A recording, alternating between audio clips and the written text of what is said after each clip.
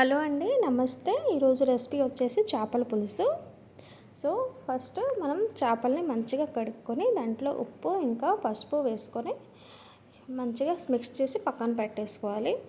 ఇప్పుడు పొయ్యి మీద కళాయి పెట్టుకొని దాంట్లో 2 టేబుల్ స్పూన్ వరకు ఆయిల్ వేసుకొని ఆయిల్ని మంచిగా మరగనివ్వాలండి.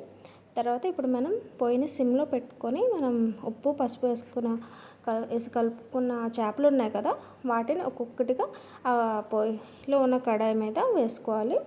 సో మనం సిమ్లోనే 2 మినిట్స్ వరకు మంచిగా వేగనివ్వాలి.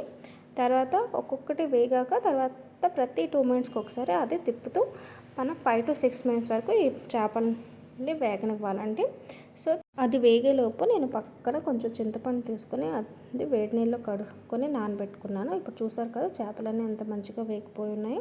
ఇప్పుడు మళ్ళీ అదే కళాయిని పొయ్యి మీద పెట్టుకొని ఒక 4 to 5 ఆనియన్స్ని మంచిగా చాప్ చేసుకొని ఆ ఆయిల్లో వేసుకున్నా. ఇంకా నాకు కారంకి సరిపోయేటట్టు 4 to 5 గ్రీన్ చిల్లీస్ కూడా వేసుకున్నాను.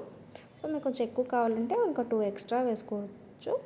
సో ఇప్పుడు ఆనియన్స్ మంచిగా వేగాక దీంట్లో ఒక 2 టేబుల్ స్పూన్ వరకు అల్లం వెల్లుల్లి పేస్ట్ అనేది వేసుకొని అల్లం వెల్లుల్లి పేస్ట్ పచ్చివాసన పోయేంత వరకు వేగించుకోవాలండి.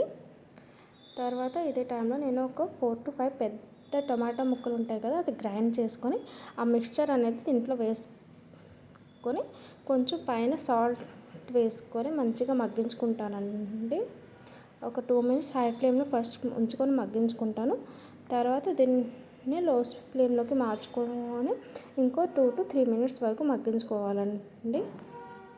ఇప్పుడు చూసారు కదా టమాటాలు మంచిగా మగ్గిపోయిన తర్వాత దీంట్లో కారం ఇంకా పసుపు ఉప్పు వేసుకోవాలి. ఉప్పు మీరు ముందు వేసుకున్న టమాటాలతో వేసుకున్న పర్లేదు, ఇప్పుడు వేసుకున్న పర్లేదు, పెద్ద తేడా ఏమి ఉండదు. తర్వాత దీంట్లో అది ఉప్పు పసుపు వేసుకొని కలుపుకొని ఇంకో 2 మినిట్స్ వరకు కుక్ చేయాలి. ఇప్పుడు దాంట్లో చింతపండు నానబెట్టి ఉంటారు కదా, అది చింతపండు పులుపు అంతా తీసి ఆ వాటర్ని దీంట్లో మిక్స్ చేసుకొని హై ఫ్లేమ్లో ఒక 2 మినిట్స్ కుక్ చేసుకోవాలండి. సో పులుపు బాగా మగ్గేంత వరకు కుక్ చేసుకొని ఇదే టైంలో నేను ఇంకో 2 గ్లాసెస్ ఆఫ్ వాటర్ వేసుకొని హై ఫ్లేమ్లోనే ఒక 5 to 7 మినిట్స్ వరకు కుక్ చేసుకున్నాను. తర్వాత ఇప్పుడు చూసారు కదా మంచిగా కుక్ అయిపోయింది.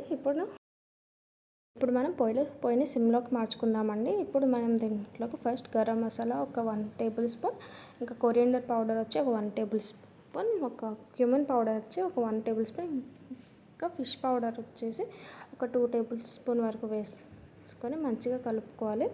సో తర్వాత దీంట్లో మనం ఫ్రై చేసుకున్న చేపల ముక్కలు ఉన్నాయి కదా, అది ఒక్కటిగా వేసుకోవాలి. సో ఒకటి గుర్తుపెట్టుకోండి, చేపలు వేసాక ఎప్పుడు గరిటతో మిక్స్ చేయొద్దు, దానివల్ల చేపలు చెదిరిపోతాయి. సో చేపలు మిక్స్ అయ్యాక 2 కడాయిని పట్టుకొని జస్ట్ రౌండ్గా మిక్స్ చేయండి.